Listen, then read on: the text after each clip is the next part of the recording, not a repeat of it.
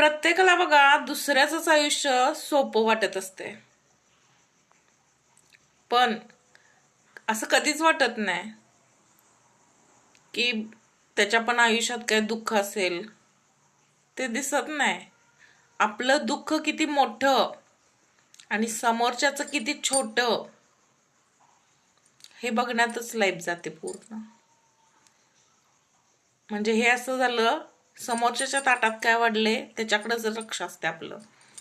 आपल्या ताटात काय आहे ते बघायचं राहिलं, ते आपल्या ताटात मग आपल्याला असं वाटणार की नाही नाही, माझ्या वाट्यालाच तेवढं एवढं दुःख आहे, माझ्या जागी मी दुसरं कोण असतं तर टिकलंच नसतं. असं काय नसतंय. प्रत्येकाला आयुष्यात कष्ट हे करावे लागतात आणि सगळ्यांचं आयुष्य असं थोड्या फार हेच ना बरोबर असंच असते.